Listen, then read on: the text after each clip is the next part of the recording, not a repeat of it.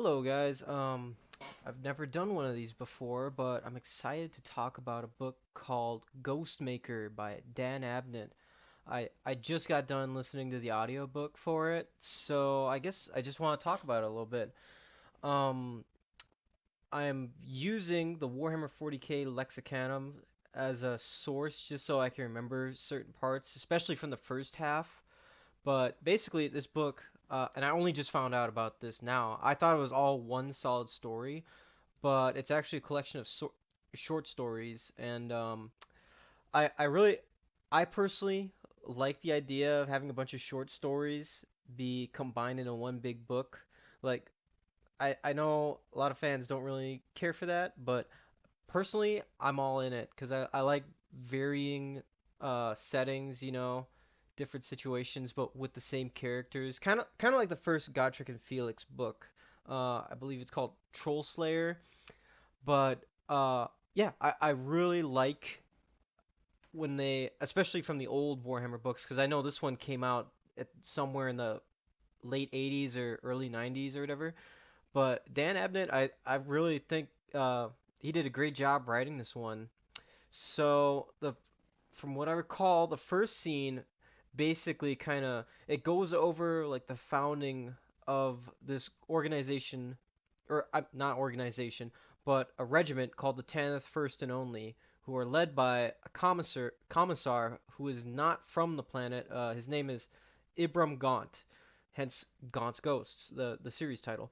But Ibram Gaunt is he's basically just walking around doing commissar stuff, and suddenly the world just comes under attack by a fleet of chaos cultists. Wow, sad, right? That never happens in Warhammer. But basically the first part of the book is about him like being frustrated with himself, like crap, I can't. I want to fight him, but all the troops are already like shipped off to the ships.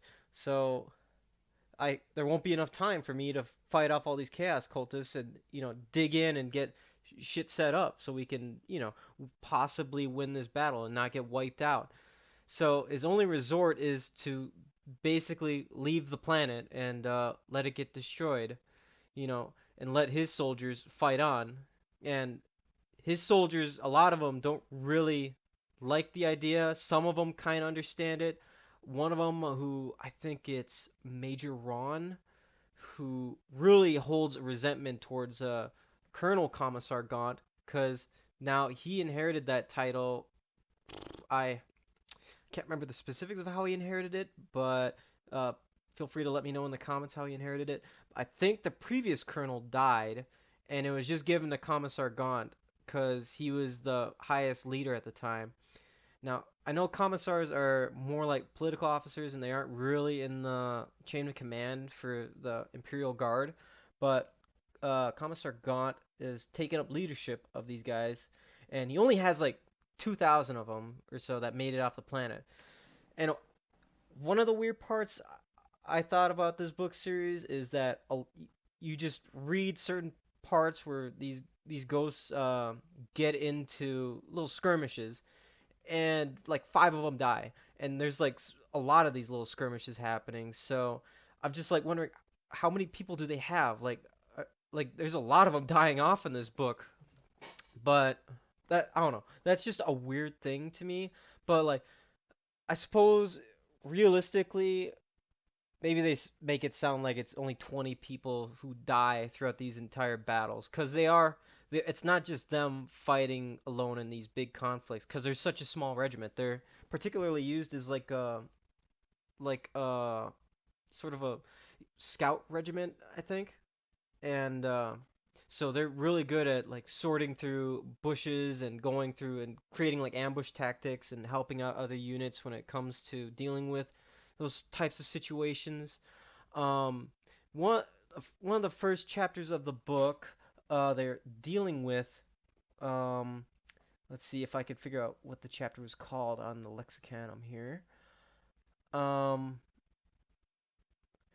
Either way, I can't figure it out right now. But they're on this one planet, and one of their senior members called, whose name is McCall. He's like best sniper in the entire regiment because he grew up on his homeworld Tanith. He grew up just basically living in wilderness elements and hunting down and really learning to just silently walk around.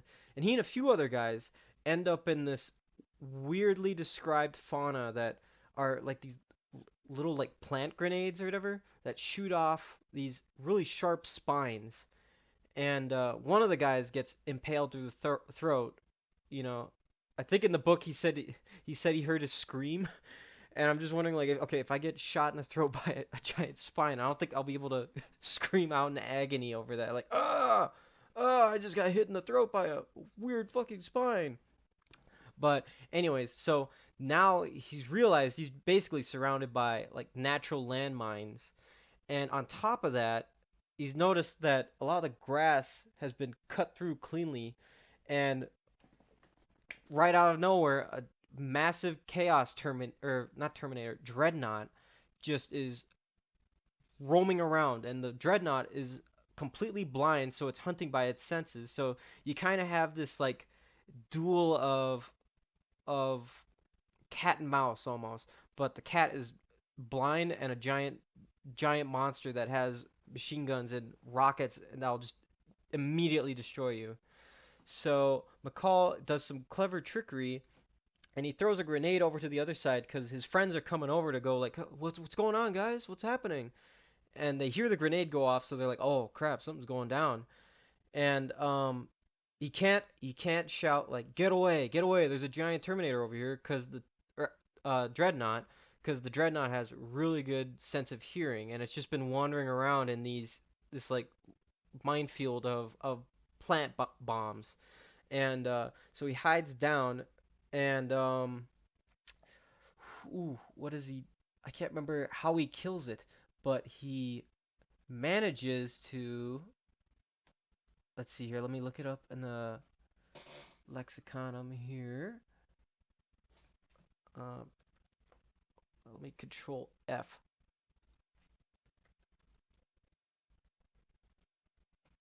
World Eaters. I know they're fighting the World Eaters, but Dreadnought. Where the hell is it? There it is. Sound and Fury. That's the chapter. Uh, he ends up slaying it. Okay, so he ends up coming up with a creative way. I'm really sorry, I can't remember how it happened, but he comes up with this really creative way to take down this dreadnought, and it's like, wow, wow, it's like a single Chaos Guardsman takes down a freaking Chaos Dreadnought. Like Chaos Space Marines have been fighting for a long, long time. You know, they've been around since the Horus Heresy, and it's just it's probably one of those like plot line things where it's like, okay, we're gonna make this character seem completely badass. He took down a Chaos Dreadnought like nothing. You know, but I think it really shows a lot about McCall's character as this clever, clever hidden in cover, sort of sniper, almost like how a Navy SEAL would react to I don't know anything about Navy SEALs, but I'm willing to bet they'd use a lot of their creative thinking to deal with certain situations. And that was one of my favorite parts of the book because it's just really just, it's almost scary hearing about this because you're like, you have to stay quiet because if you make any sound, these plant bombs are going to shoot spikes at you. And I'm sorry if I forgot to mention that. Yeah, they track by sound, these plant bombs.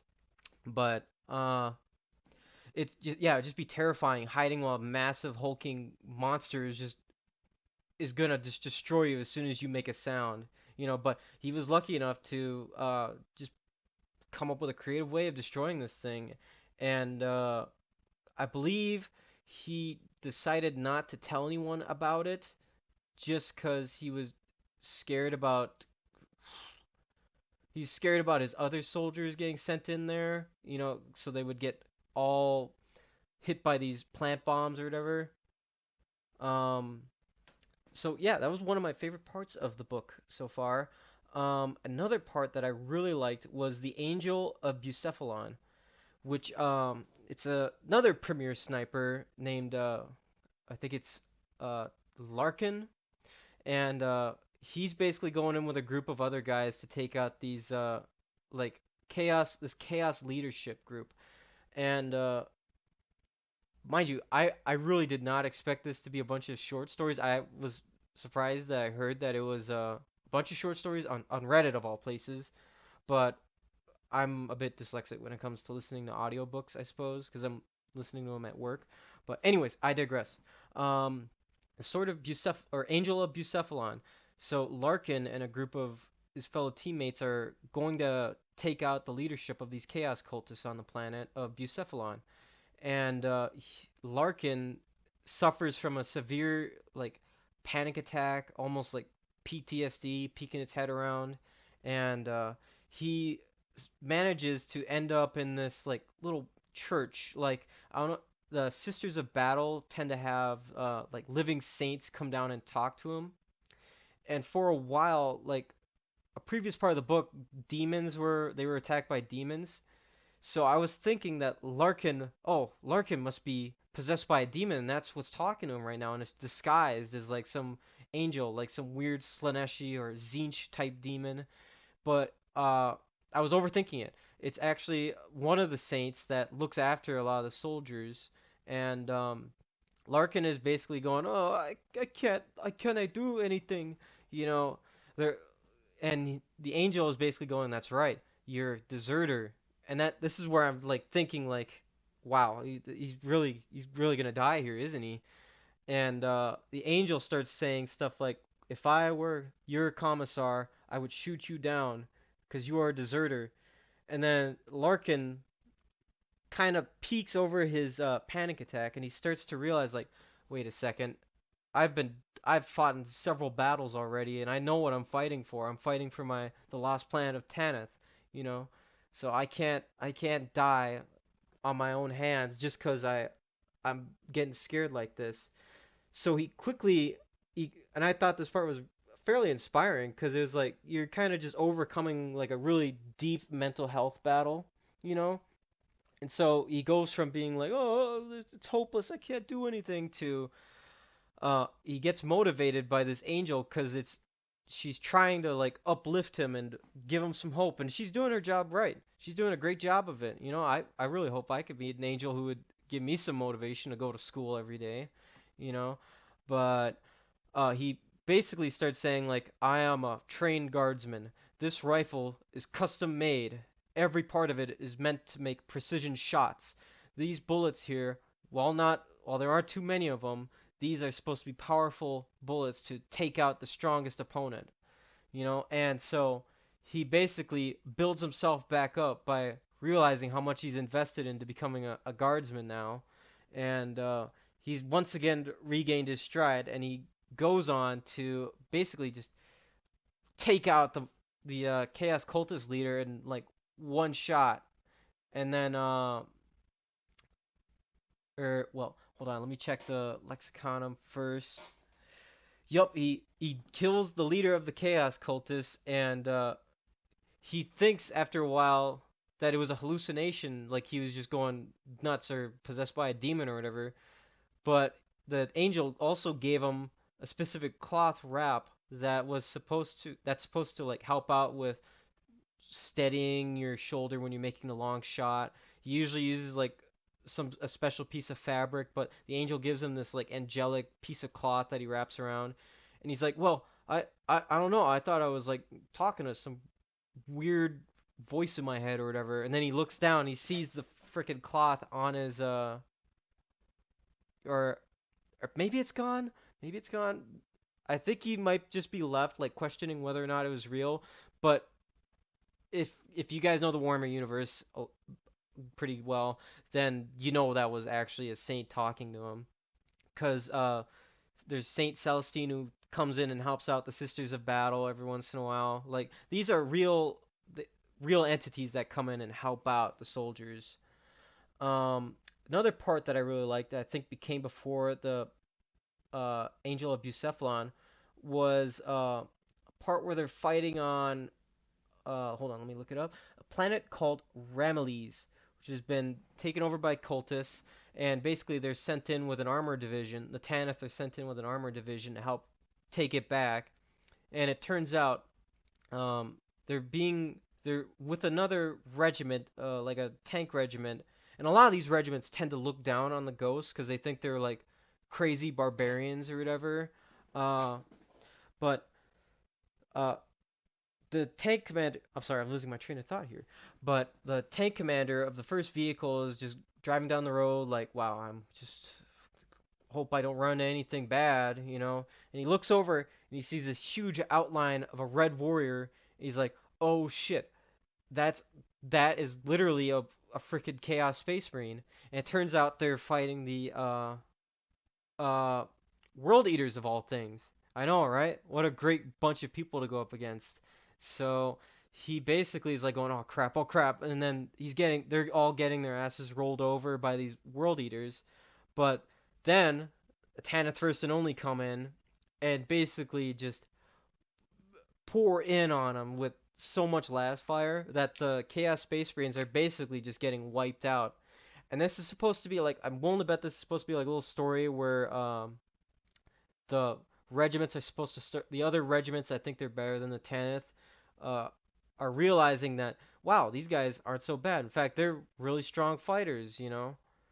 But And yeah, I think that's just another great way to build up this group. Like uh, the Tanith First and Only really seem to have a lot of personality among all the guard regiments. Like you hear about the Cadian shock troopers because they're like the poster boys of guard regiments. And don't get me wrong, there's some incredible characters from the Cadians as well as Commissar Caiaphas Kane, but I really look at this book series as more of like a band of brothers sort of thing, where it's just a bunch of guys who were drafted in, and now they got to be competitive with all the other guard regiments that think they're so much better than them, you know. So I really like these stories here, where it's kind of building up the character of the Tanith First and Only being sort of like underdogs, but they're really good at what they do. You know, they're really good and they can show it to other people. Now, there are a couple other stories in here, but I'm just gonna leave them out because I want you guys to read them, and if you guys have read them, feel free to share some parts of the stories that you liked in the comments. But now we get to, I think it's the last story. Actually, no, there's one more story that I really liked, and it's this trooper Milo. So when Tanith was falling, there was a symbol, like a little piper boy, like imagine Scottish bagpipes, because the Tanith are supposed to be modeled after Scottish and Irish people. So imagine just this young guy who is really good at his job. He has a knack for like determining what Commissar Gaunt wants for his meals or what data slates he wants for the afternoon, and he does a really good job of getting it to him. And a lot of the other regiments still hate the Tanith First and Only. So one of the leaders of a regiment called the Volponi, he basically says, "Hey, this guy's really suspicious because also happens before that they were having a game or a gambling game, and I know soldiers, so soldiers love to do gambling, but he was basically losing everything and having the soldiers get confident and build up this huge pot of money.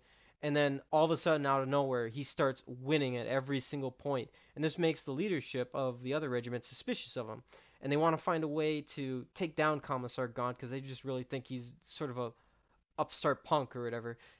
I I personally wouldn't do that to a commissar in 40K, but I guess since these guys have such a big ego about themselves as being an already established regiment, like I guess I could kind of understand it.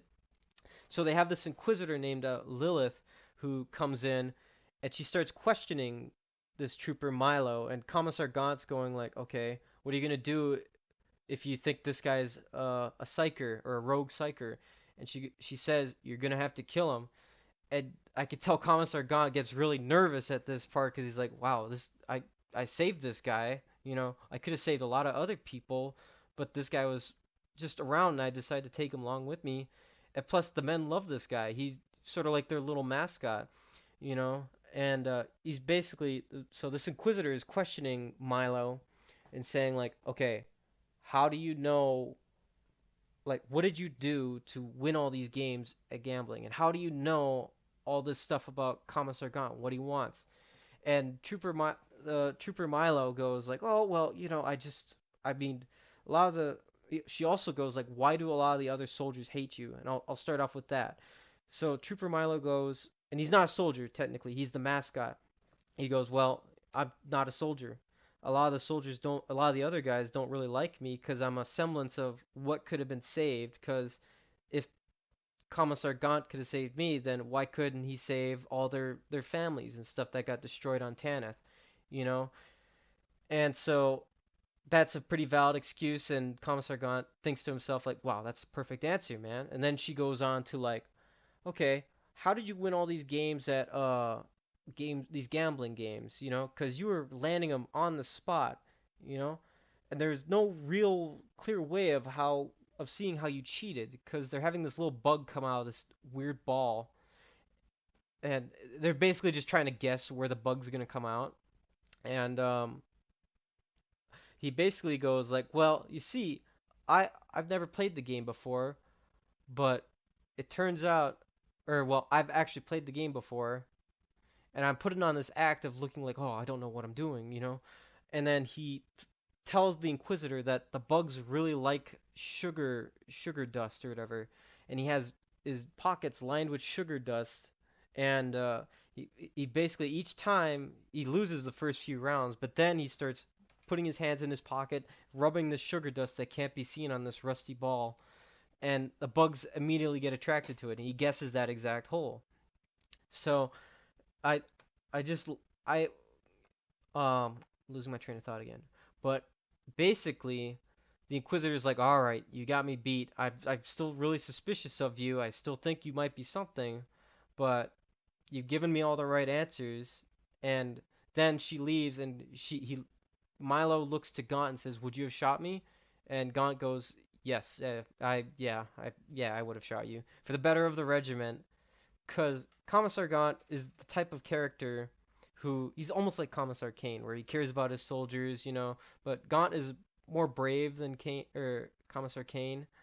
Um, he basically says like, "Okay, yeah, I would have shot you because if it turned out you were a psyker and I didn't want to shoot you, then that would put the rest of the regiment at risk of being also psychers and me being a psyker." So, and then Milo goes, "That's exactly what I wanted to hear from you," because he knows Commissar Gaunt really cares about these soldiers, you know, because they're basically his family at this point, because they're all like misfits from this planet that got destroyed, and they're all they got left, you know. So it's them against everyone else, because all the other regiments of the Imperial Guard hate them. And there's a few other stories I'm not gonna go too deep into, because I'm already getting to the point where I want to end, but I have one more big one. But a couple of smaller stories I really liked were this one where a group of volunteers stay behind to help out this medic who wants to save all these wounded Volponi soldiers who hate him. And then you start to see a lot of teamwork going on in there. And there's another part where a couple of the NCOs from the Volponi and the Tanith First and Only get into this brawl, you know, and they get ambushed by this giant monster, and they go, "All right, you know what? We will set our arguments aside for now and fight together again." Like it's stories like that that really show it really shows a lot of the like soldierly camaraderie, you know, that I've seen a lot of Warhammer novels, and this one really just kind of sticks out the most, you know. Yeah, those are some great stories. And the last one I really enjoyed. It's called Some Dark and Secret Purpose. So there's Chaos Forces again fighting on this planet, and so uh, okay, how do I want to start this? It starts out with saying, "All right, I have been existing for a long time," and it starts mentioning Old One. So I'm like, okay, is this an old one? Like the old one that the Necrons fought? But no, it turns out it's a Eldar Farseer, and he's really old, and he's trying to protect this Eldar gate. And on a lot of planets, these Eldars have like gates that go to their craft worlds and stuff. But I don't know why they want to set up colonies on all these other planets for some reason. Someone could explain that to me, possibly. But basically, now they're under attack. The Chaos cultists know they're there because of this Chaos Storm that's supposed to be leading them there. And the Tanith are also on the planet trying to figure out where these chaos cultists are going. And McCall like finds these ancient ruins where it's like, okay, they're after this. I'm willing to bet, but he loses it, and then he later finds it again, and he starts taking all the platoon set. He starts taking all these. Commissar Gaunt sends out the entire regiment, but they're all in platoon-sized elements. So they start getting confused, because some weird spell is starting to come over them, and everything starts going from this weird, vicious jungle to their homeworld of Tanith, and they're like going, "Wow, Tanith is here.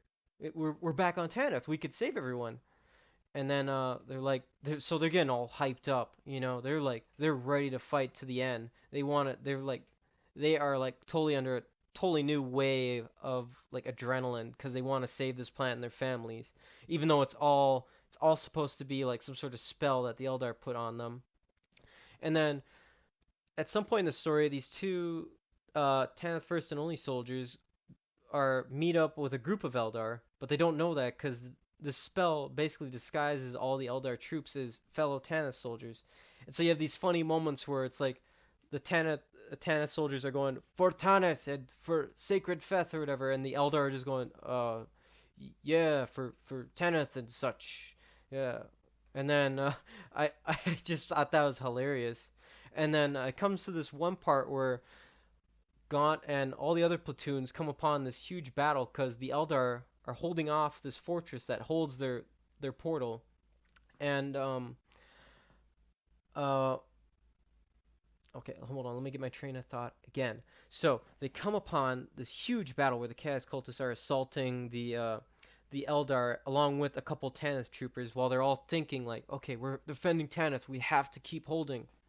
And the other regiments are thinking of that they're at like a certain battle scene that they lost, like a huge military defeat that they want to make up for. So now everyone, all the guardsmen are just highly motivated and ready to get into the fight. And there's only like 70 of them that are in this battle up against like thousands of chaos cultists.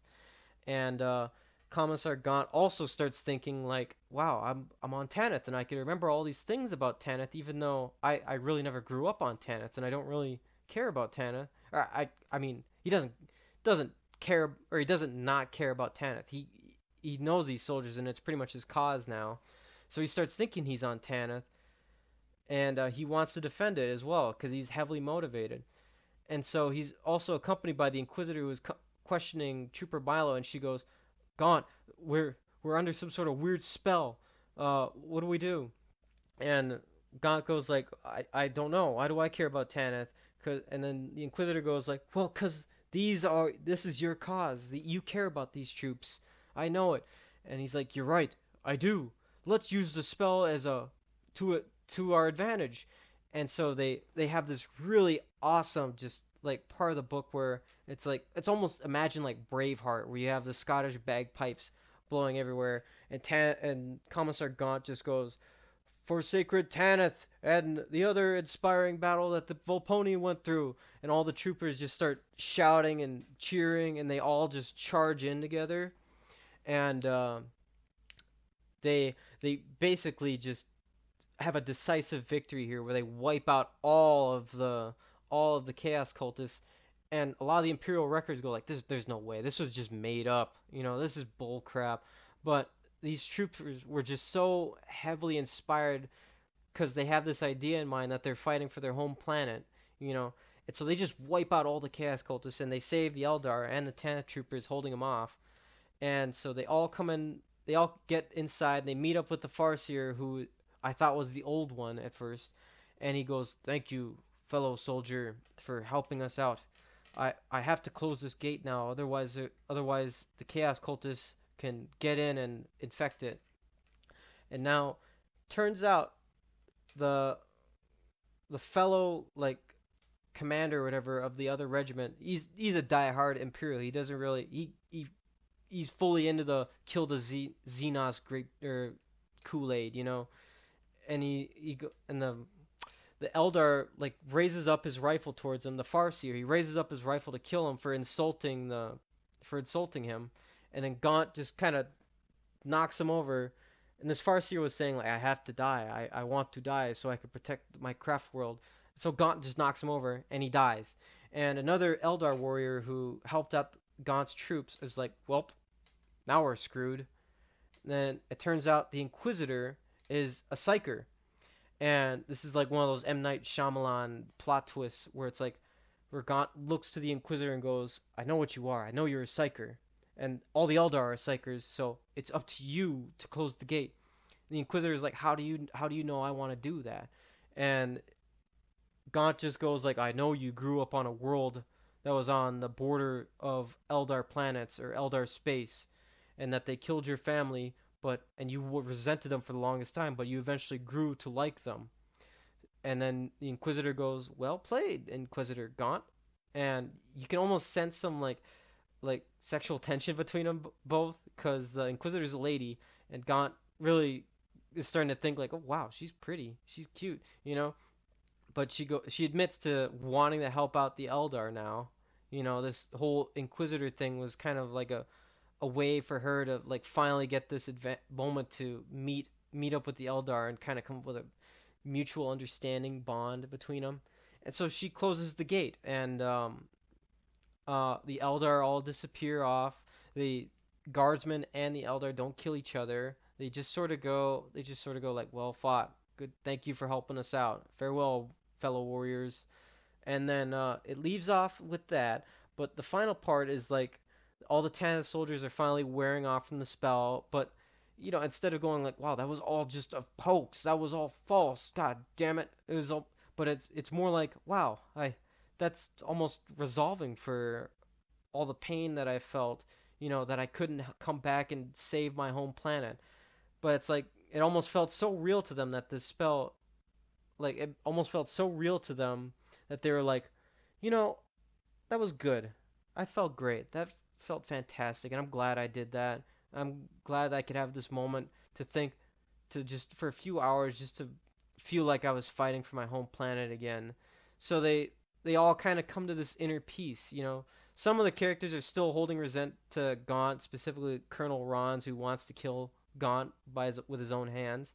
But I thought that was really just I don't know. I thought when that part came up and the book ended, I was like, wow, this is a damn book. This is a damn good book. It's great. I love it. It's fantastic.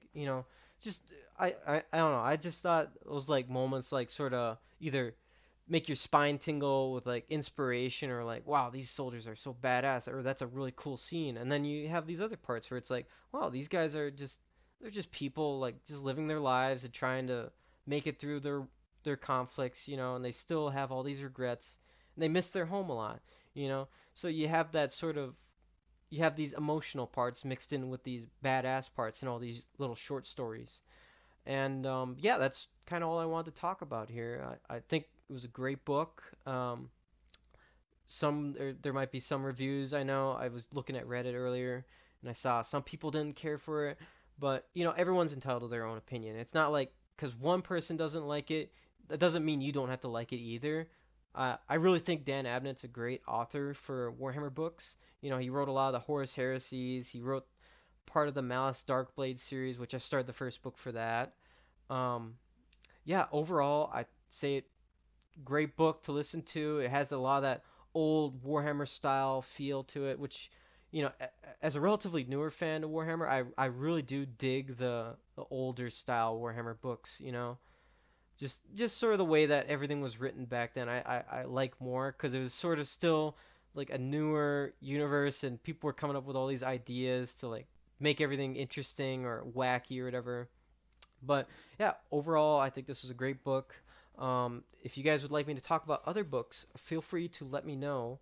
If you'd like to just lend a little bit of support, just like the video or whatever, and subscribe if you want to.